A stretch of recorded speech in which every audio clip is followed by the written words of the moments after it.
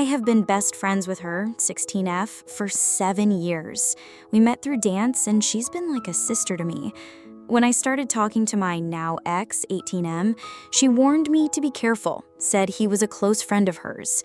It felt off, but I brushed it aside. When he and I got together, he told me she didn't want us dating at all and had shared personal things I told her in confidence. She acted supportive to me, but behind my back, she was telling him things I asked her to keep private. He would repeat them to me, and I began to feel uneasy whenever her name came up. Months into the relationship, he became emotionally abusive, making cruel comparisons, calling me names, and gaslighting me. I confided in her, but she brushed it off, saying he was probably just having a bad day. Eventually, I told her I was considering breaking up with him. She seemed oddly supportive. The very next day, he texted me and broke up with me, saying he was cutting to the chase. She was the only one I told about wanting to break up. I confronted her, and she gave me excuses, claimed it slipped while talking to a mutual friend. A few weeks later, she told me she had something to say but didn't want to say it in person. Our dance teacher joked, "I bet she's got a boyfriend," and my friend ran out of the studio. I called her later, and after dodging for a while, she admitted she was dating my ex. I was shocked, hurt, and angry. All I could think was, how long had they been talking? Did she betray me during my relationship? Why would she want to be with someone who treated me like that? The next day, I couldn't even look at her. When we talked on the phone, I told her about something personal involving a male friend of mine. She promised she'd never use it against me. Fast forward, after a horrible day at work, I went to her place to hang out with her and our mutual friend. She barely paid attention while I vented about being verbally abused at work. That night, I made a comment about her dating my ex, and she snapped, throwing the exact situation with my guy friend in my face, the one she promised not to bring up. I locked myself in the bathroom, trying not to cry.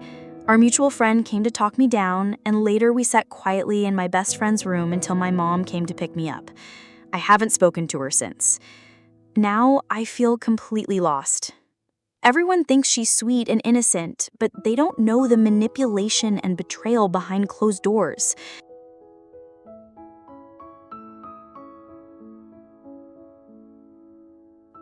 In the delicate choreography of adolescent relationships, sometimes the most graceful dancers can be the most skilled at deception. This is the story of an 18-year-old girl whose 7-year friendship, forged in the shared passion of dance, slowly transformed from a beautiful partnership into a web of manipulation, betrayal, and emotional abuse that rivals the most toxic romantic relationships. From a psychological perspective, this narrative presents a textbook case of what researchers call relational aggression combined with triangulation, sophisticated forms of social manipulation that are particularly common among teenage girls and often more psychologically damaging than direct confrontation. The friend's behavior demonstrates several concerning patterns that mental health professionals recognize as emotionally abusive tactics, regardless of the relationship context. The foundation of this toxic dynamic was established early through what psychologists term boundary violations. When the friend began sharing private confidences with the boyfriend, she wasn't just being careless. She was systematically breaking down the trust that healthy relationships require. This behavior serves multiple psychological functions for the manipulator. It creates leverage, maintains control over information flow, and positions them as the central figure in multiple relationships simultaneously. The triangulation pattern becomes even more apparent when we examine the friend's role during the abusive relationship. Rather than supporting her friend who was clearly being emotionally abused, she minimized the abuse, like, maybe he's just having a bad day, while simultaneously feeding information to the abuser.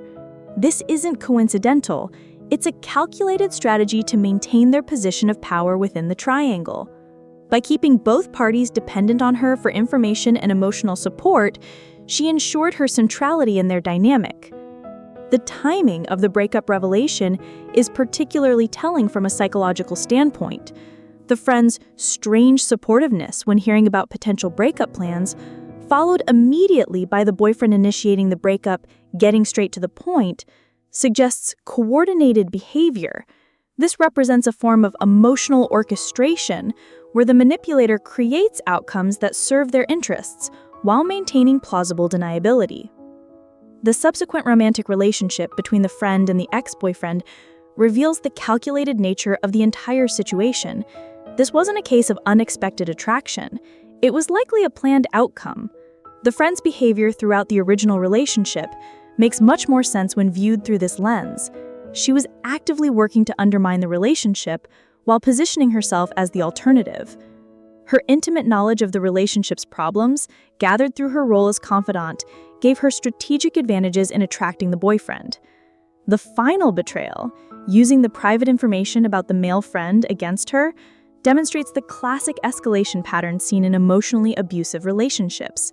When confronted with accountability, abusers typically respond by weaponizing whatever information they have to deflect attention from their behavior and regain control. The friend's promise never to use it against her, followed immediately by doing exactly that, shows the calculated nature of her manipulation. This behavior pattern aligns with what psychologists call covert narcissism or vulnerable narcissism. Unlike the stereotypical, loud, grandiose narcissist, covert narcissists maintain their sense of superiority through subtle manipulation, victim playing, and maintaining a public persona of innocence while engaging in sophisticated emotional abuse behind closed doors. They're often seen as sweet and innocent by others, which serves as both camouflage and a source of narcissistic supply. The psychological impact on the victim, feeling completely lost and questioning her own reality, is consistent with what researchers call gaslighting effects. When someone systematically manipulates your reality while maintaining a facade of friendship, it creates profound confusion and self-doubt. The victim begins to question their own perceptions and memories, which is exactly what the manipulator intends. Regarding the question of whether to tell others the truth, this presents a complex psychological and ethical dilemma. From a healing perspective, having your truth acknowledged and validated is crucial for recovery from psychological abuse. However, the motivation behind telling others matters significantly. If the goal is to seek support, process trauma, or protect others from similar manipulation, it can be therapeutic and ethical. If the motivation is primarily revenge or to damage the other person's reputation, it becomes more complicated both ethically and psychologically. The most important psychological insight here is that this wasn't really about the boyfriend at all. He was simply the vehicle through which a deeper pattern of manipulation and control played out. The friend's behavior suggests someone who views relationships as chess games to be won, rather than connections to be nurtured. This type of person often has multiple games running simultaneously, which explains why she could maintain such sophisticated manipulation over time. For healing, it's crucial to understand that this experience, while deeply painful, has revealed important truths about recognizing manipulation and protecting emotional boundaries. The confusion and hurt are normal responses to psychological abuse. They don't indicate weakness or foolishness. Instead, they indicate someone who trusted deeply and loved genuinely, qualities that are ultimately strengths, even when they're exploited by others.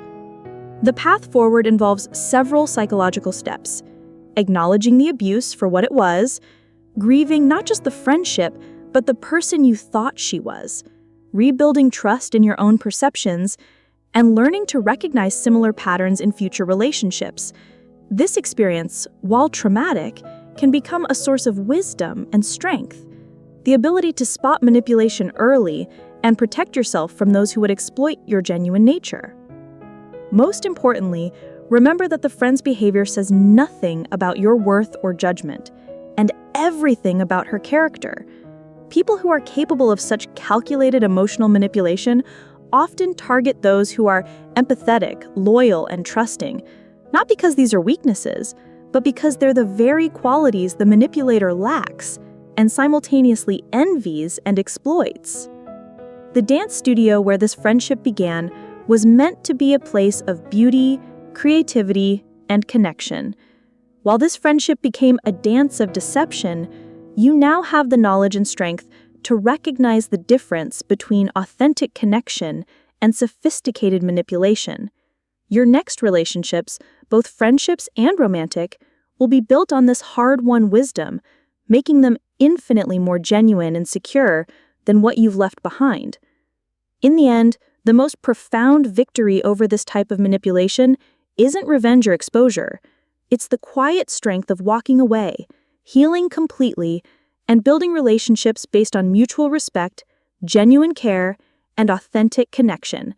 That's the dance worth learning, and the one that will serve you for the rest of your life.